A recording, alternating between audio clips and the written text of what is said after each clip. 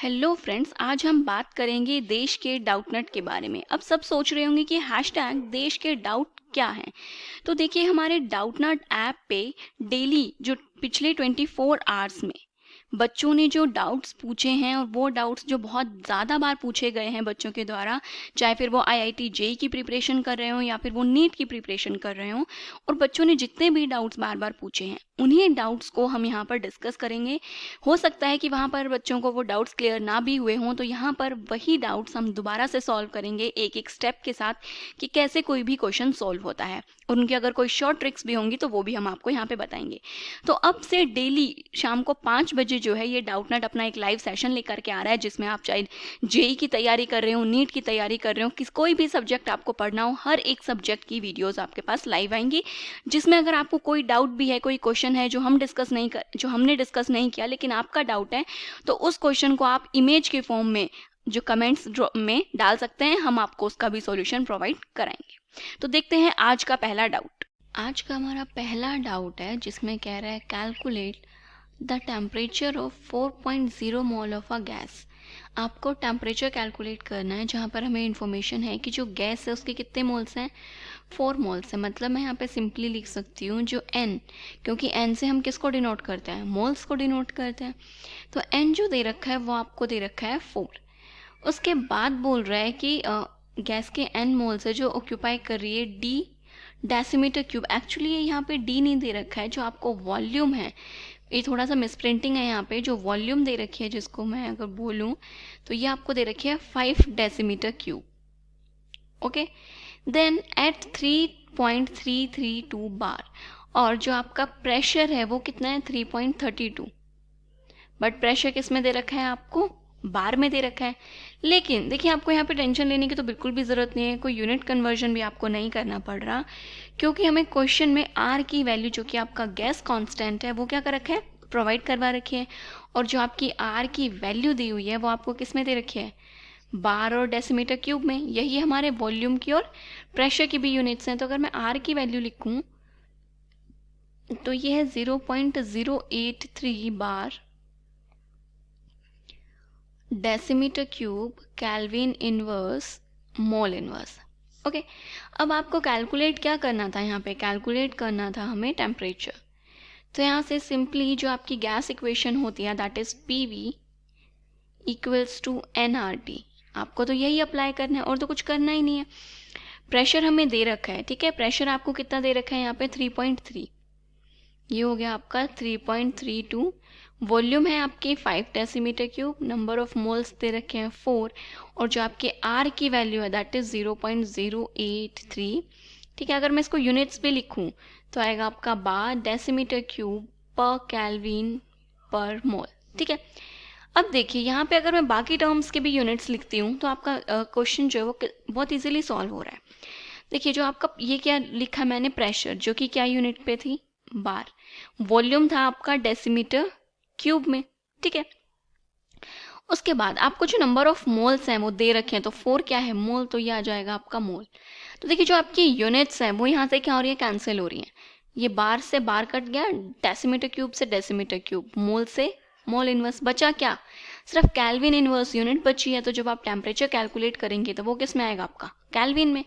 अब जब temperature calculate करना है तो देखिए, यूनिट्स का एक काफ़ी इंपॉर्टेंट रोल होता है जब आप न्यूमेरिकल सॉल्व कर रहे होते हो। तो अगर आप इस तरीके से यूनिट्स लिख करके कट कर लेंगे तो आपको पता चल जाएगा कि किस यूनिट को हमें कन्वर्ट करने की ज़रूरत है, किसको नहीं है। ओके, तो अब यहाँ से आपको क्या कैलकुलेट करना है, टेम्परेचर। टेम्परेचर कैलकुलेट करने के लिए आप क्या करोगे, प्रेशर और वॉल्यूम का करेंगे मल्टीप्लाई, दैट इज 3.32 इनटू में आएगा आपका 5 डिवाइडेड बाय जो नंबर ऑफ मोल्स और जो आपके आर की वैल्यू है उसको क्या कर देंगे, आप यहाँ पे डिवाइड कर देंगे। तो जब डिवाइड होगा तो आएगा आपका 4 इंटू में 0.083। जब कंप्लीट सॉल्व करते हैं तो ये आता है आपका 50। अब देखिए, जो ये 50 आया है ये क्या है, आपका केल्विन है। ओके, ये डिग्री सेल्सियस में नहीं आया, ये किस में आया है, आपका केल्विन में आया, क्योंकि ये चीज़ हमें यहाँ से पता चल रही है। जो आर की वैल्यू हमने यूज़ की है वो केल्विन में थी, तो इस वजह से यहाँ पे जो आपका टेम्परेचर आएगा वो भी किस में आएगा, केल्विन में। तो ये था आपका 15 केल्विन टेम्परेचर जो कि हमें कैलकुलेट किया। आज का जो हमारा नेक्स्ट डाउट है ये कह रहा है formic acid can be detected with how many of the following test. कि आपको ये कुछ डिफरेंट टेस्ट दे रखे हैं नीचे, इनमें से पूछे कि कौन कौन से टेस्ट है जिनसे फॉर्मिक एसिड को आप डिटेक्ट कर सकते हैं। ठीक है, तो वन बाय वन सारे टेस्ट कंसिडर करते हैं। तो जो सबसे पहला टेस्ट यहाँ पे दे रखा है वो है आपका आयोडोफॉर्म टेस्ट। अब आयोडोफॉर्म टेस्ट की बात करूँ तो आपको पता है स्पेसिफिकली जब भी कभी आयोडोफॉर्म टेस्ट का नाम सामने आता है तो हमारे माइंड में एक ही चीज़ आती है। वो क्या आती है कि जो आपके मिथाइल कीटोन्स हैं वो क्या करते हैं, वो इस टेस्ट को पॉजिटिव देते हैं। मतलब कि जिनमें CH3 C double bond O group present है वो कीटोन्स ये टेस्ट पॉजिटिव देंगे। या फिर जो आपका एसिटाल्डिहाइड है वो भी क्या करता है, इस टेस्ट को पॉजिटिव देता है। या फिर जैसे आपका इथेनॉल हो गया, या फिर मैं बोलूँ कि आपके ये जो सेकेंडरी अल्कोहल्स हैं इस टाइप की जिनकी स्ट्रक्चर होती है वो अल्कोहल्स भी टॉलरेंस टेस्ट पॉजिटिव देते हैं। ठीक है, जबकि जो अगर मैं फॉर्मिक एसिड के स्ट्रक्चर की बात करूं तो आपका फॉर्मिक एसिड क्या होता है, HC डबल बॉन्ड OOH। ये आपके फॉर्मिक एसिड की स्ट्रक्चर है। तो जो फॉर्मिक एसिड है ये तो इनमें से किसी से भी सिमिलर नहीं है। तो जो फॉर्मिक एसिड है ये आपका आयोडोफॉर्म टेस्ट पॉजिटिव नहीं देता। ठीक है, नेक्स्ट बात आती है आपके लिटमस टेस्ट की। तो देखिए लिटमस टेस्ट तो आपके एसिड्स और बेस के लिए ही होता है, और हमें यहाँ पे पता है कि जो आपका फॉर्मिक एसिड है ये तो नाम में ही पता चल रहा है एसिड है। और एसिड्स क्या करते हैं, एसिड्स आपका जो ब्लू लिटमस पेपर होता है, क्या होता है आपका जो ब्लू लिटमस पेपर होता है उसको रेड में कन्वर्ट कर देते हैं। तो ये जो टेस्ट है लिटमस टेस्ट वो फॉर्मिक एसिड यहाँ पर शो करेगा। तो मतलब इस टेस्ट से आप फॉर्मिक एसिड को डिफ्रेंशिएट कर सकते हैं। नेक्स्ट है आपका सोडियम बाइकार्बोनेट टेस्ट। जो सोडियम बाइकार्बोनेट टेस्ट है ये स्पेसिफिकली कार्बोक्सिलिक एसिड्स के लिए ही यूज़ किया जाता है। इसमें क्या होता है कि जब आपको कार्बोक्सिलिक एसिड को किसी दूसरे कंपाउंड से अगर डिफ्रेंशिएट करना हो तो आप इजीली इसको यूज़ कर सकते हैं। क्या करते हैं, जब कार्बोक्सिलिक एसिड्स के रिएक्शन आप सोडियम बाइकार्बोनेट के साथ कराते हैं तो यहाँ से जो आपके CO2 गैस है उसके ब्रिस्क एफरवेसेंस रिलीज होती हैं, जिससे हमें पता चल जाता है कि यहाँ पे क्या प्रेजेंट था, आपका सोडियम मतलब कि कार्बोक्सिलिक एसिड प्रेजेंट था। ठीक है, कोई भी जो भी आपका कार्बोक्सिलिक एसिड है उसमें आप सोडियम बाइकार्बोनेट जब ऐड कर देंगे तो वहाँ से आपकी CO2 गैस रिलीज होती है, जिसकी वजह से ब्रिस्क एफरवेसेंस निकलती है और हमें उनका पता चल जाता है। तो जो ये टेस्ट है ये भी आपका करेक्ट है। नेक्स्ट है आपका ब्रेडीज टेस्ट, जिसको हम 2,4-DNP टेस्ट भी बोलते हैं। अब आपको पता है कि जो 2,4-DNP टेस्ट है ये तो सिर्फ आपके एल्डिहाइड्स या फिर जो आपके कीटोन्स हैं वही ये टेस्ट को पॉजिटिव देते हैं। आपके जो एसिड्स हैं वो तो ये टेस्ट पॉजिटिव ही नहीं देते, तो ये टेस्ट भी पॉजिटिव नहीं देगा फॉर्मिक एसिड। नेक्स्ट है आपका H+ और K2Cr2O7 पोटेशियम डाइक्रोमेट का जो टेस्ट है, एज सच ये कोई आपका कोई टेस्ट नहीं होता इतना खास, बट जो सल्फर होते हैं आपके सल्फर के जो ऑक्साइड्स होते हैं उनके लिए हम ये टेस्ट परफॉर्म करते हैं। ठीक है, तो ये आपके अलग एलिमेंट का टेस्ट होता है, एज सच आपके जो कंपाउंड्स हैं उनमें ये टेस्ट कंसिडर नहीं होता। तो फॉर्मिक एसिड ये टेस्ट भी पॉजिटिव नहीं देगा। नेक्स्ट आता है आपका टॉलेंस टेस्ट। तो देखिए आपको पता है कि जो टॉलेंस, फेलिंग, बेंडिक टेस्ट हैं ये आपके एल्डिहाइड्स वगैरह के लिए होते हैं, राइट। बट इस केस में फॉर्मिक एसिड जो है, क्योंकि इसमें क्या ग्रुप प्रेजेंट है आपका, देखिए एल्डिहाइड, अगर आप इसकी स्ट्रक्चर को ध्यान से देखेंगे तो इसमें एल्डिहाइड ग्रुप भी प्रेजेंट है। इस वजह से जो आपका फॉर्मिक एसिड है ये टॉलेंस, फेलिंग और बेंडिक तीनों ही टेस्ट आपका पॉजिटिव देता है। टॉलेंस टेस्ट की अगर मैं बात करूं तो टॉलेंस टेस्ट में क्या होता है, आपका अमोनिकल सिल्वर नाइट्रेट होता है, राइट। टॉलेंस अगर रिएजेंट की लिखने की बात आएगी तो आप उसको इस टाइप से लिख सकते हैं, ये हो गया आपका सिल्वर, जिसका क्या होता है आपका अमोनिकल सॉल्यूशन पॉजिटिव। ठीक है, बेसिक मीडियम में ये टेस्ट होता है और यहाँ पे आपका जो सिल्वर मिरर है वो फॉर्म होता है। ठीक है, नेक्स्ट आता है आपका फेलिंग्स टेस्ट। अगर फेलिंग रिएजेंट की बात करूँ तो आपको पता है यहाँ पे 2 सॉल्यूशंस होते हैं, राइट। और उन 2 सॉल्यूशंस में यहाँ पे भी मीडियम आपका बेसिक ही होता है। एक तो होता है आपका एक्वस कॉपर सल्फेट, ठीक है, या फिर आप बोलेंगे हाइड्रेटेड कॉपर सल्फेट, और दूसरा होता है आपका सोडियम पोटाशियम टार्ट्रेट। अगर मैं इसके स्ट्रक्चर की बात करूं तो ये होता है कुछ इस टाइप से, राइट। देन ये आ जाएगा यहाँ पे आपका COOK। सोडियम पोटाशियम टार्ट्रेट या फिर आपको रोशेल सॉल्ट भी बोल सकते हैं। यहाँ पे क्या होता है, आपकी रेड कलर की पीपीटी बनती है, क्यूप्रस ऑक्साइड की फॉर्मेशन होती है जिससे कि रेड कलर के प्रेसिपिटेट्स बनते हैं। तो ये कंफर्म करता है कि यहाँ पे आपका फॉर्मिक एसिड भी ये टेस्ट पॉजिटिव देता है। ठीक है, उसके बाद नेक्स्ट आता है आपका बेंडिक्ट सॉल्यूशन। बेंडिक्ट सॉल्यूशन में क्या प्रेजेंट होता है, बेंडिक्ट सॉल्यूशन में भी होता है आपका कॉपर सल्फेट है, बट यहाँ पे जो आपका सॉल्ट है वो डिफरेंट होता है। यहाँ पे सॉल्ट होता है आपका सोडियम सिट्रेट।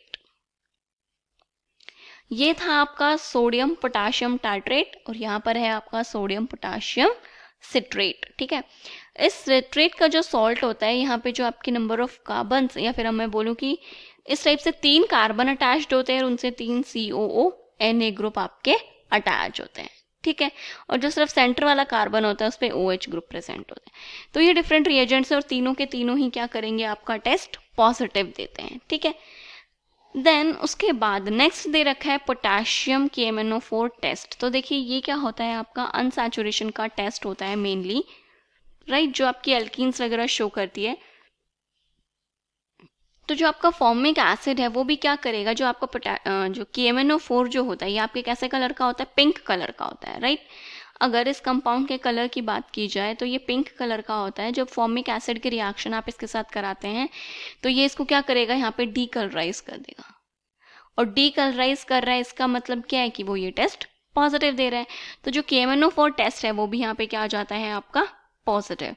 उसके बाद जो आपका नेक्स्ट टेस्ट है दैट इज हिजनबर्ग टेस्ट, जो कि हमें पता है कि कौन देते हैं, हिजनबर्ग टेस्ट आपके अमीन्स के लिए होता है, right. 1 degree 2 degree 3 degree amines की सेपरेशन के लिए हिजनबर्ग टेस्ट को यूज किया जाता है। यहाँ पे बेंजोइल सल्फोनिल क्लोराइड जो होता है, बेंजीन सल्फोनिल क्लोराइड, वो यहाँ पे आपका हिजनबर्ग रिएजेंट होता है। ठीक है, तो मतलब अगर फॉर्मिक एसिड की बात की जाए तो फॉर्मिक एसिड आपके कौन कौन से टेस्ट पॉजिटिव दे रहा है, तो वो है आपका litmus test, sodium bicarbonate, Tollens, Fehling, Benedict और potassium permanganate test in acidic medium. Okay, तो ये सारे के सारे टेस्ट जो फॉर्मिक एसिड है वो कैसे देने वाला है, पॉजिटिव। ओके, देखिए अब नेक्स्ट जो क्वेश्चन दे रखा है ये आपका ऑर्गेनिक केमिस्ट्री का ही एक क्वेश्चन है, जो कि आपके कॉम्प्रिहेंशन टाइप के क्वेश्चन आ जाते हैं उस टाइप का। क्वेश्चन क्या कह रहा है, आपका बोल रहा है कि एक ऑर्गेनिक कंपाउंड है जिसका मॉलिक्यूलर फॉर्मूले की अगर बात की जाए तो वो है C9H10O। ठीक है, और ये आपको एक 2,4-DNP डेरिवेटिव दे रहा है, टॉलेंस रिएजेंट को भी रिड्यूस कर रहा है और कैनिजारो रिएक्शन भी शो कर रहा है। On vigorous oxidation it gives one two benzene dicarboxylic acid, identify the compound. ठीक है, तो आपको कंपाउंड को आइडेंटिफाई करना है। तो सबसे पहले इस टाइप की क्वेश्चंस में आपको क्या करना चाहिए कि जो भी आपको मॉलिक्यूलर फॉर्मूला दे रखा है वहां से आप क्या कैलकुलेट करेंगे, डबल बॉन्ड इक्विवेलेंट। तो यहाँ पे आपको दे रखे हैं C9H10O। ओके, तो नंबर ऑफ कार्बन एटम्स हैं आपके 9 + 1 माइनस, मोनोवैलेंट में आपके पास सिर्फ हाइड्रोजन है, उसको आप क्या करेंगे, डिवाइडेड बाय 2। तो ये हो गया 10 - 5 दैट इज 5। तो इसका जो डबल बॉन्ड इक्विवेलेंट है वो क्या है, 5। तो यहाँ से एक चीज कंफर्म हो गई, तो एक तो क्या है यहाँ पे आपकी बेंजीन रिंग है। ठीक है, और बेंजीन रिंग का अपना डबल बॉन्ड हो जाता है 4। कैसे, बिकॉज एक रिंग का डबल बॉन्ड इक्विवेलेंट हो गया और 3 इसमें डबल बॉन्ड है, तो टोटल 4 डबल बॉन्ड इक्विवेलेंट तो आपके यहाँ हो गए। उसके बाद आपके पास एक इक्विवेलेंट और बच रहा है, डबल बॉन्ड इक्विवेलेंट। अब ये जो एक है, हो सकता है कि वो आपकी रिंग हो और हो सकता है कि वो आपका कहीं पे डबल बॉन्ड प्रेजेंट हो। ठीक है, तो वो अभी हम देख लेंगे। तो एक चीज हमें पता चली कि यहाँ पर आपकी रिंग है। उसके बाद नेक्स्ट देखिए, इस कंपाउंड के बारे में जो हमें इंफॉर्मेशन दे रखी है वो ये है कि यहाँ पे प्रेजेंट है आपका C9H10O। ये जो कंपाउंड है ये क्या दे रहा है, आपका 2,4-DNP टेस्ट। क्या दे रहा है, 2,4-DNP टेस्ट। और 2,4-DNP टेस्ट कौन से कंपाउंड्स देते हैं, जिनमें आपका C डबल बॉन्ड O, मतलब ये कार्बोनिल ग्रुप प्रेजेंट हो। ठीक है, फिर वो चाहे आपके एल्डिहाइड्स भी हो सकते हैं और कीटोन्स भी हो सकते हैं। ठीक है, एल्डिहाइड भी हो सकता है और क्या हो सकता है आपका कीटोन भी हो सकता है। अब 2,4-DNP टेस्ट पॉजिटिव है तो मतलब एल्डिहाइड और कीटोन प्रेजेंट ही है, तो मतलब एक एल्डिहाइड या फिर मतलब इनमें से एक फंक्शनल ग्रुप प्रेजेंट होगा जो कि आपके इस डबल बॉन्ड इक्विवेलेंट को भी कंप्लीट कर देगा, क्योंकि हमने यही तो कहा कि एक डबल बॉन्ड आएगा तो वो डबल बॉन्ड यहाँ पर आपका आ जाएगा। नेक्स्ट कह रहा है कि ये क्या करता है, आपका टॉलेंस रिएजेंट को रिड्यूस करता है। ठीक है, इसने बोला कि ये क्या कर रहा है, पॉजिटिव टॉलेंस टेस्ट दे रहा है, और आपके टॉलेंस टेस्ट कौन देते हैं, एल्डिहाइड देते हैं। तो देखिए यहाँ से ये चीज भी कंफर्म हो गई कि आपका ग्रुप कौन सा है, एल्डिहाइड ग्रुप प्रेजेंट है वहां पर। ओके, नेक्स्ट उन्होंने बोला कि यह कैनिजारो रिएक्शन दे रहा है। कौन से रिएक्शन है आपके यहाँ पे, कैनिजारो रिएक्शन। कैनिजारो रिएक्शन वो कंपाउंड्स देते हैं जिनमें कोई भी अल्फा हाइड्रोजन प्रेजेंट नहीं होता, मतलब नो अल्फा हाइड्रोजन, कोई भी अल्फा हाइड्रोजन आपका प्रेजेंट नहीं होना चाहिए, मतलब जहां पर आपका CHO ग्रुप है। ठीक है, अल्फा हाइड्रोजन मतलब जहां पर आपका CHO ग्रुप है उसके नेक्स्ट कार्बन जो है वहां पर हाइड्रोजन प्रेजेंट नहीं होना चाहिए। ये इंफॉर्मेशन हमें मिल रही है यहाँ पे कैनिजारो रिएक्शन से। उसके बाद जो नेक्स्ट इंफॉर्मेशन दी वो बोल रहा है कि जब आप इस कंपाउंड की विग्रस ऑक्सीडेशन करते हैं तो 1,2 बेंजीन डाया कार्बोक्सिलिक एसिड बनाता है। मतलब क्या बना रहा है ऑक्सीडेशन करने पे, ये आपका बेंजीन COOH।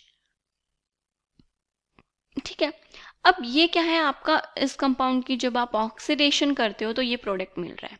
ठीक है, अब हमारे पास इतनी इंफॉर्मेशन है जो कि इनफ है। इंफॉर्मेशन से हमें क्या क्या पता चल चुका है, एक इंफॉर्मेशन हमें मिली कि यहाँ पर क्या प्रेजेंट है आपकी एक बेंजीन रिंग। ओके, देन उसके बाद हमारे पास था कि हमारे पास अभी भी एक जो आपका डबल बॉन्ड इक्विवेलेंट है वो बचा हुआ है। वो हमें यहाँ पे पता चला कि टेस्ट 2,4-DNP टेस्ट पॉजिटिव दे रहा है, तो मतलब या तो आपका CHO ग्रुप होगा या फिर आपका कीटो ग्रुप होगा। बट ये टॉलेंस टेस्ट पॉजिटिव दे रहा है तो उसने भी कंफर्म किया कि CHO ग्रुप ही है, मतलब इस रिंग से एक आपका एल्डिहाइडिक ग्रुप भी अटैच्ड है।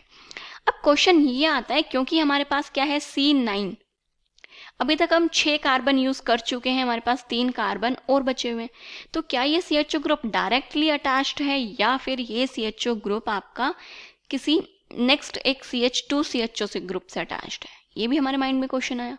तो इस चीज का आंसर हमें यहाँ पर मिला, क्योंकि ये कैनिजारो रिएक्शन दे रहा है तो साइड वाले कार्बन पे अल्फा हाइड्रोजन नहीं होना चाहिए। ठीक है, अब इन केस आप इस बेंजीन से अटैच करने का सोच रहे थे CH2 CHO, तो यहाँ पे तो अल्फा हाइड्रोजन प्रेजेंट है, तो हमने सोचा ये भी तो पॉसिबिलिटी है CHOH CH3, क्योंकि 3 कार्बन बचे हुए, तीनों कार्बन हम ऐसे अटैच कर देते हैं, बट अभी भी आपका एक अल्फा हाइड्रोजन प्रेजेंट है। दैट मीन्स बेंजीन से आपको डायरेक्ट एल्डिहाइड ग्रुप अटैच करना पड़ेगा। ठीक है, बाकी फंक्शनल ग्रुप्स आप अटैच नहीं कर सकते यहाँ से, क्योंकि अब देखिए इसके अल्फा कार्बन पे एक भी हाइड्रोजन नहीं है, तो ये कैनिजारो रिएक्शन यहाँ पर आपकी शो करेगा। ओके, देन उसके बाद नेक्स्ट आता है आपका कि हमारे पास अभी भी 2 कार्बन एटम्स बच चुके हैं। अब वो 2 कार्बन एटम्स क्या अलग अलग प्रेजेंट हैं या फिर एक साथ, तो इसकी इन्फॉर्मेशन हमें मिल रही है यहाँ से कि ऑक्सीडेशन से 1,2 क्या मिल रहा है आपका, बेंजोइक एसिड मिल रहा है, राइट। तो मतलब एडजेसेंट जो आपका CHO का जो एडजेसेंट कार्बन है उसी पे आपका नेक्स्ट जो कार्बन चेन है वो प्रेजेंट है, और वो दोनों कार्बन आपके एक ही साथ प्रेजेंट है। क्योंकि अगर ये अलग अलग प्रेजेंट होते, लाइक यहाँ पर CH3 यहाँ पे CH3, तो आपको 3 कार्बोक्सिलिक एसिड ग्रुप मिलने चाहिए थे ऑक्सीडेशन पे, बट हमें ऑक्सीडेशन पे 2 ही मिल रहे हैं। और आपको पता है कि जो आपके इथाइल बेंजीन की जब आप K1O4 की प्रेजेंस में ऑक्सीडेशन करते हैं तो वो आपको सिंपल बेंजोइक एसिड ही देती है, चाहे आपके 2 कार्बन हो, 3 कार्बन हो या 4 कार्बन अटैच्ड हो बेंजीन रिंग से, मिलेगा आपको बेंजोइक एसिड ही। ठीक है, तो यहाँ से हमें पता चल गया कि ये क्या है, हमारा कंपाउंड A है।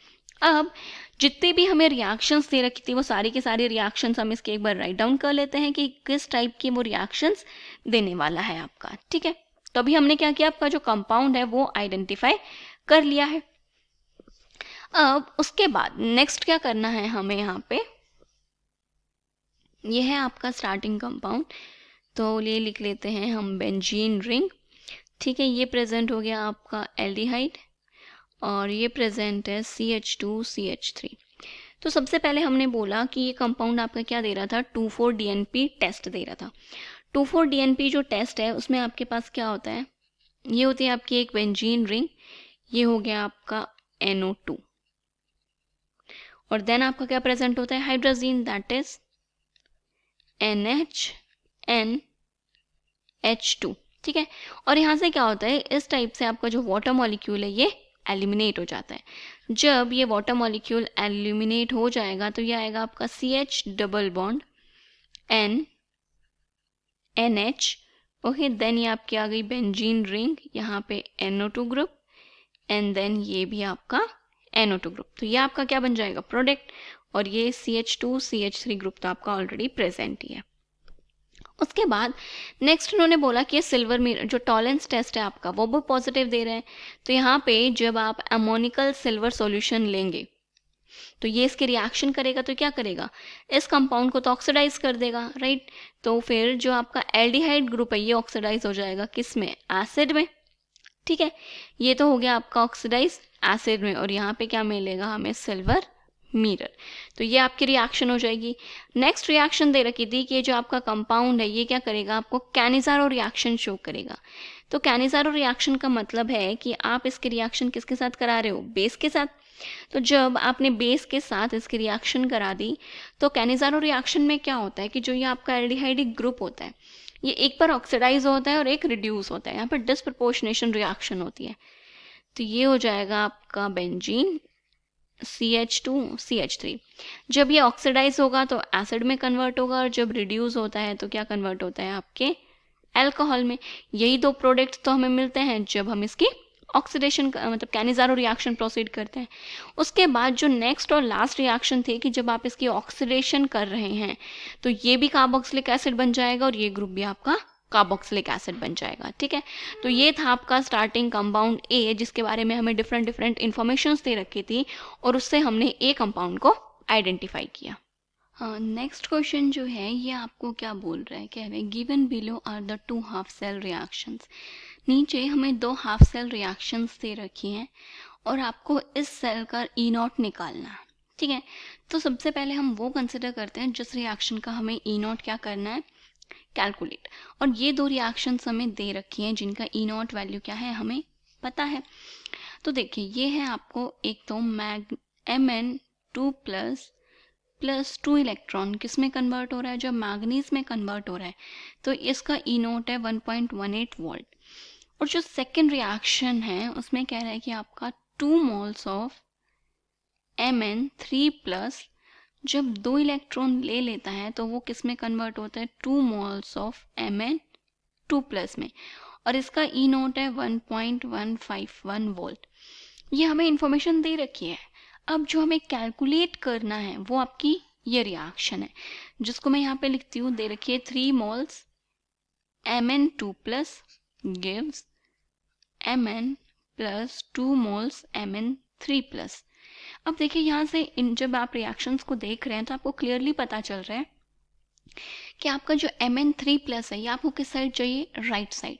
मतलब ये आपको राइट साइड चाहिए तो आप इस रिएक्शन को क्या कर देंगे, यहाँ पे रिवर्स कर देते हैं, ठीक है। तो हमें हमारी जो फाइनल रिएक्शन है वो मिल जाएगी, Mn2 plus gives 2 electrons manganese जो कि है 1.18 वोल्ट। इस रिएक्शन को रिवर्स करना है तो इधर आएगा आपका 2 moles of Mn2 plus it gives 2 moles of Mn3 plus 2 electron. अब रिवर्स किया है तो E0 की वैल्यू भी चेंज हो जाएगी, साइन चेंज होगा, ये हो गई।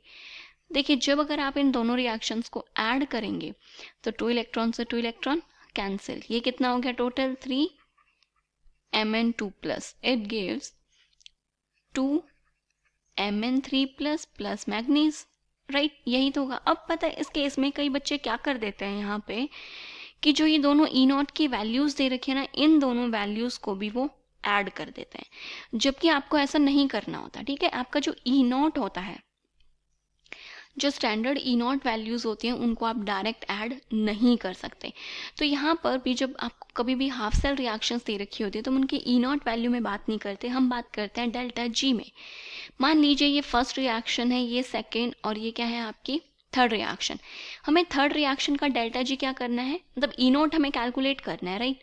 और डेल्टा G और E0 में एक रिलेशन होता है, delta G equals to minus NF E0, ये रिलेशन होता है इनके बीच में।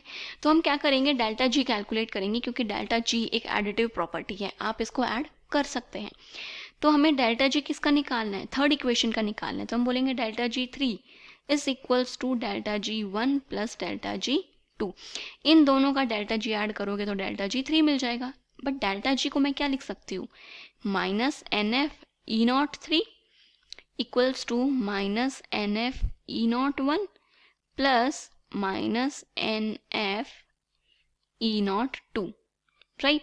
अब अगर नेगेटिव साइन लेकर के मैं यहाँ से एलिमिनेट कर दूं और f जो कि कांस्टेंट है, सेम वैल्यूज है, वो भी निकल जाए, तो बचेगा क्या आपका, ये आ जाएगा आपका n E not 3 equals to, minus sign जा चुका है तो ये प्लस हो जाएगा, n E not 1 plus n E not 2।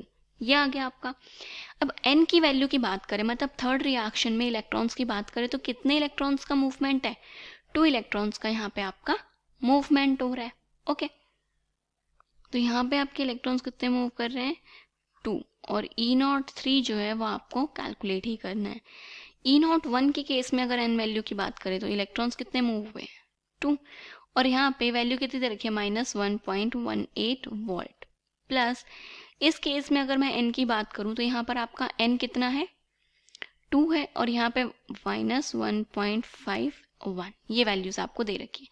Calculate क्या करना है आपको, कैलकुलेट करना है ई नॉट 3, राइट।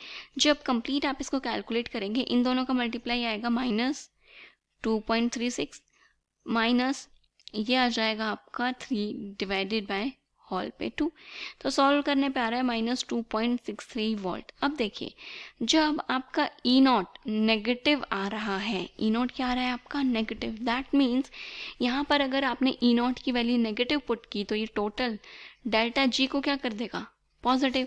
और आपको पता है जब आपका डेल्टा जी पॉजिटिव होता है तो रिएक्शन कैसी हो जाती है, नॉन स्पॉन्टेनियस, ठीक है। तो ये चीज़ भी आप याद रखिएगा, अगर आपका ई नॉट नेगेटिव आ रहा है तो जो आपका डेल्टा जी है वो रिएक्शन को क्या कर देता है, नॉन स्पॉन्टेनियस कर देता है। ओके, नेक्स्ट जो क्वेश्चन हमें दे रखा है ये है आपका डेंसिटी ऑफ 2.05 मोलर सॉल्यूशन है किसका, आपके पास एसिटिक एसिड का, इन वाटर, जिसकी डेंसिटी आपको इतनी दे रखी है। तो देखिए दो इन्फॉर्मेशन हैं आपके पास। एक है कि जो आपकी डेंसिटी है वो है 1.02 ग्राम पर ml, और डेंसिटी जो है ये आपकी क्या होती है, ये होता है आपका mass of solution divided by, mass of solution divided by volume, not density, क्या लिख रही हूँ मैं यहाँ पे, वॉल्यूम ऑफ सॉल्यूशन, राइट। ये डेंसिटी होती है और ये किसके इक्वल है, 1.02 ग्राम पर ml। उसके बाद जो नेक्स्ट इन्फॉर्मेशन दे रखी है वो हमें मोलैरिटी की दे रखी है, ठीक है। मोलैरिटी जो है ये आपकी अगर क्या होती है, अगर मैं इसकी बात करूं तो मोलैरिटी को हम लिखते हैं नंबर ऑफ मोल्स अपॉन में वॉल्यूम ऑफ सॉल्यूशन, और volume of solution in litres. तो जब कभी आपको मोलैरिटी में लिखा हुआ है 2.05 मोलर, इसका मतलब होता है कि 2.05 जो मोल्स हैं ये आपके डिजॉल्व किए गए हैं 1 लीटर, या फिर आप बोलेंगे 1000 ml वाटर में, क्योंकि यहाँ पे सॉल्वेंट हमें क्या दे रखा है, वाटर दे रखा है, ठीक है। तो मतलब यहाँ से आपके जो मोल्स हैं वो हमें पता चल गए, और जो वॉल्यूम ऑफ सॉल्यूशन है वो कितनी है आपकी, देखिए वॉल्यूम ऑफ सॉल्यूशन है, या तो आप 1 लीटर बोलेंगे या आप 1000 ml बोलेंगे, ठीक है। और जो मोल्स हैं ये कितने आ गए, 2.05 मोल्स। मोल्स क्या होते हैं आपके, वेट अपॉन में मॉलिक्यूलर वेट, ठीक है। अब मोल्स हमें पता है, मॉलिक्यूलर वेट आपको एसिटिक एसिड का कैलकुलेट कर ही लेंगे तो यहाँ से हमें वेट ऑफ सोल्यूट मिल जाएगा, ठीक है। तो यहाँ से हम क्या निकाल सकते हैं, यहाँ से वेट ऑफ सोल्यूट की अगर बात करूँ मैं तो ये आएगा आपका मोल्स इनटू में molecular weight of acetic acid. Acetic acid का फॉर्मूला क्या होता है, ये होता है आपका CH3COOH, 2 कार्बन है तो आएगा आपका 12 × 2, हाइड्रोजन कितने हैं 4, प्लस ऑक्सीजन कितने हैं 16, तो 16 × में 2। तो जब आप इसको ऐड करेंगे दोनों टर्म्स को, तो सारी टर्म्स को, तो ये इसका जो मोलर मास एसिटिक एसिड का वो कितना आ जाएगा आपका 40 आ जाएगा, ठीक है। तो अब आप क्या कीजिए, इस और सॉरी 60 आ रहा है, राइट, 60 आ गया, इसको मल्टीप्लाई कर देंगे 60 से, तो यहाँ से जो आपका वेट ऑफ सोल्यूट है या फिर वेट ऑफ एसिटिक एसिड है ये कितना आ रहा है 123 ग्राम्स, ओके। अब हमें वेट ऑफ सॉल्यूट तो पता चल गया, क्योंकि हमें जो निकालनी है वो क्या निकालनी है, आपकी मोलैलिटी निकालनी है। मोलैलिटी क्या होती है? मोलैलिटी होती है number of moles of solute. क्या होती है आपकी? Number of moles of solute upon में मास ऑफ सॉल्वेंट। वो किस में? किलोग्राम में। ठीक है, ये आपको कैलकुलेट करना होता है। यहाँ पे नंबर ऑफ मोल्स तो अब आपके निकल ही जाएंगे, वेट ऑफ सॉल्यूट क्या है आपको यहाँ पे पता चल चुका है। बट अब हमें मास ऑफ सॉल्वेंट निकालना है। तो देखिए मास ऑफ सॉल्वेंट क्या होगा आपका, तो अगर आपको मास ऑफ सॉल्वेंट निकालना है तो आप सिंपल सा कीजिए कि जो आपका मास था किसका, सॉल्यूशन का, उसमें से आपका जो मास है किसका, सोल्यूट का, वो आप क्या कर देंगे, माइनस कर देंगे यहाँ पे। तो मास ऑफ सॉल्यूशन कितना है? अब मास ऑफ सॉल्यूशन तो हमें नहीं पता, वो हम कैलकुलेट करेंगे आपके डेंसिटी से, राइट। क्योंकि देखिए डेंसिटी के लिए मैंने लिखा था, ये क्या था, मास ऑफ सॉल्यूशन। यहाँ से आप मास ऑफ सॉल्यूशन कैलकुलेट कर सकते हैं। कैसे? डेंसिटी को वॉल्यूम ऑफ सॉल्यूशन से मल्टीप्लाई करके, और वॉल्यूम ऑफ सॉल्यूशन तो हमें पता ही है हमारा कितना है, क्योंकि डेंसिटी हमें ml में दे रखी है, तो हम इसको 1000 ml से ही क्या कर देंगे, यहाँ पे मल्टीप्लाई कर देंगे। ठीक है, तो यहाँ से मास ऑफ सॉल्यूशन के लिए आप करेंगे 1.02 इंटू में 1000 माइनस मास ऑफ सॉल्यूट, अभी हमने कैलकुलेट किया 123 ग्राम। ठीक है, अब इनको क्या करना है, आपको सॉल्व करना है पूरा। तो ये आ जाएगा आपका 1020 माइनस 123। ओके, तो जब इस वैल्यू को आप सॉल्व करेंगे तो ये आ जाएगी आपकी 1020 माइनस 123, तो ये आ रहा है आपका 897 ग्राम्स। ये आपका किस में आया है, ग्राम्स में आया है।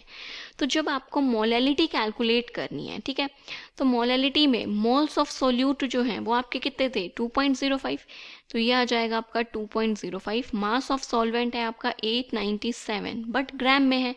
किलोग्राम में कन्वर्ट करने के लिए आपको इसको क्या करना पड़ेगा, 1000 से मल्टीप्लाई करना पड़ेगा।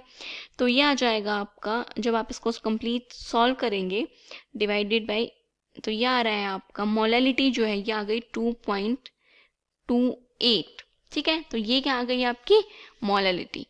ये आपका क्या हो जाएगा, इसका फाइनल आंसर। नेक्स्ट जो आपका क्वेश्चन है ये इलेक्ट्रोकेमिस्ट्री का क्वेश्चन है। क्वेश्चन में क्या कह रहा है, बोल रहा है आपको to find the standard potential. आपको क्या कैलकुलेट करना है, स्टैंडर्ड पोटेंशियल। किसका कैलकुलेट करना है, M+3 से M इलेक्ट्रोड का। ठीक है, मतलब आप E नॉट वैल्यू निकालोगे किसकी, M3+ से M की, ये आपको कैलकुलेट करना है। अब आपको जो इन्फॉर्मेशन दे रखी है इस क्वेश्चन में, वो बोल रहा है कि आपके पास एक सेल है जो क्या है, मेटल से मेटल +3 में जा रहा है, तो आपकी ये कॉन्सेंट्रेशन दे रखी है, और Ag+ से जब Ag में जा रहा है तो ये कॉन्सेंट्रेशन है।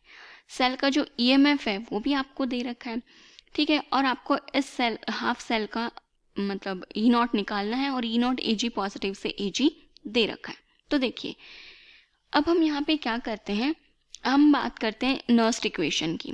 तो आपकी जो नर्स्ट इक्वेशन है वो क्या कहती है, नर्स्ट इक्वेशन कहती है आपकी E cell is equals to E0 cell minus 0.0591 upon n।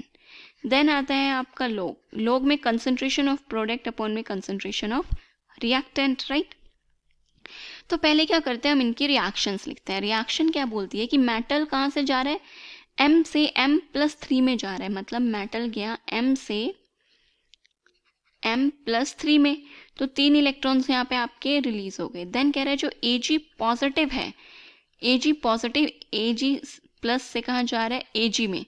आपको इलेक्ट्रॉन्स को बैलेंस करना है, तो इस पूरी रिएक्शन को किससे करेंगे, 3 से मल्टीप्लाई, तो इलेक्ट्रॉन से इलेक्ट्रॉन तो आपका कट जाएगा। यहाँ पे आएगा आपका metal plus 3 moles of Ag positive gives 3Ag plus M3+। ये आपकी रिएक्शन हो गई।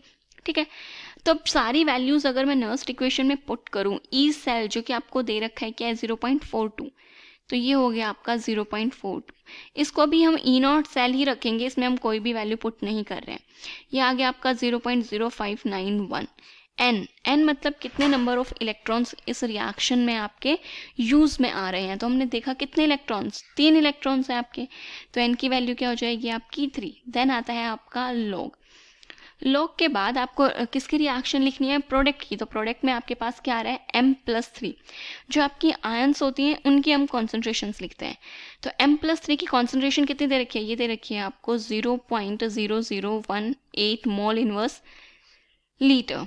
उसके बाद रिएक्टेंट में क्या आ रहा है आपका Ag+, बट 3 टाइम्स आ रहा है, तो मतलब आप उसका क्या करेंगे, क्यूब करेंगे यहाँ पे। ठीक है, मतलब जो भी स्टोइकियोमेट्री होती है वो आपकी पावर में जाएगी यहाँ पे, और इसकी कॉन्सेंट्रेशन है आपकी 0.01। ठीक है, तो देखिए हमने नर्स्ट इक्वेशन में जो भी आपकी सारी वैल्यूज थी वो मैंने क्या कर दिया यहाँ पे पुट कर दिए। अब आप क्या करेंगे, जब आप इसको कंप्लीट सॉल्व कर लेंगे, इस वाले टर्म को, पूरे लॉग की टर्म जब सॉल्व कर देंगे, तो यहाँ से आपको कैलकुलेट क्या करना है, हमें कैलकुलेट करना है E0 सेल। तो आप निकाल दीजिए E0 सेल, ये जो कि इधर आ जाएगा, ये हो जाएगा आपका 0.42, और ये जो पूरी टर्म ये इधर जाएगी प्लस में, लॉग वगैरह पूरा सॉल्व करने के बाद आ रहा है 0.0641। सॉल्व कर देंगे जब आप इसको, तो ये आ जाएगा आपका 0.48 के आसपास। ये क्या आ गया आपका E0 सेल आया है। बट अभी हमें तो क्या निकालना है, ई सेल रिएक्शन निकालना है। तो देखिए आपका जो E0 सेल है ये किसके बराबर होता है, आपका जो E0 सेल है ये बराबर होगा आपका E0 किसके, रिएक्शन की टर्म से बात करती हूँ, जो मेटल से मेटल +3 जा रहे हो, तो ये होगा मेटल से जो मेटल +3 जा रहे हैं वो E0, प्लस में कहाँ से Ag, प्लस से कहाँ जा रहे हैं, Ag जा रहे हैं, तो ये Ag प्लस से हम Ag गए। ठीक है, तो E0 सेल हमने कैलकुलेट किया 0.48 है, ये हमें नहीं पता। ठीक है, तो मैंने इसको एज इट इज रहने दिया। E0 M से M+3 मैं कैलकुलेट कर रही हूँ। Ag प्लस से Ag हमें दे रखा है, जो कि कितना है आपका 0.80 वोल्ट। ओके, देन जब आप यहाँ से कैलकुलेट करेंगे तो किसका कैलकुलेट कर रहे हैं, E0 M से M+3 का। ये आप क्या कर देंगे, इसमें से माइनस करेंगे तो ये आ जाएगा आपका नेगेटिव का 0.32 वोल्ट। जब मेटल से मेटल +3 जा रहे हैं, बट हमसे क्वेश्चन में क्या पूछा गया है, क्वेश्चन में पूछा है M+3 से M में जब जाएंगे, कहाँ से, M+3 से M, मतलब आप क्या कीजिए, इसका जस्ट रिवर्स कर देंगे। तो ये E0 जब मेटल +3 आयन से मेटल में जाएगा तो ये हो जाएगा आपका 0.32 वोल्ट। जस्ट साइन क्या हो जाएगा आपका, चेंज हो जाएगा। ठीक है, अभी क्या हो रहा था, आपका इलेक्ट्रॉन लॉस हो रहा था, ये रिडक्शन पोटेंशियल था, उन्होंने हमसे ऑक्सीडेशन पोटेंशियल पूछा था तो वो हमने यहाँ पे वो कर दिया। ठीक है, सॉरी ये क्या था आपका ऑक्सीडेशन पोटेंशियल। ठीक है, और ये था आपका रिडक्शन पोटेंशियल। ओके, तो इस टाइप से हम देखिए, अब E0 जो सेल का फॉर्मूला होता है ये हर बच्चा अपने अपने हिसाब से लगाता है, कोई इसको E कैथोड E एनोड के फॉर्म में भी यूज़ करते हैं। तो जो आपको कन्वीनियंट लगता है आप उस मेथड से इसको सॉल्व कर सकते हैं। मैं डायरेक्ट जो सेल की रिप्रेजेंटेशन दे रखी होती है उसी रिप्रेजेंटेशन पे E सेल को कैलकुलेट करती हूँ। आई होप आपको ये क्वेश्चन समझ आ गया होगा। तो आज के जो हमारे डाउट्स थे, जो भी आपने पूछे थे, वो क्लियर हो गए। इसके अलावा अगर और भी कोई डाउट हो तो आप कमेंट सेक्शन में हमें उस क्वेश्चन की इमेज भेज सकते हैं, हम आपको उस डाउट को डिस्कस कर लेंगे।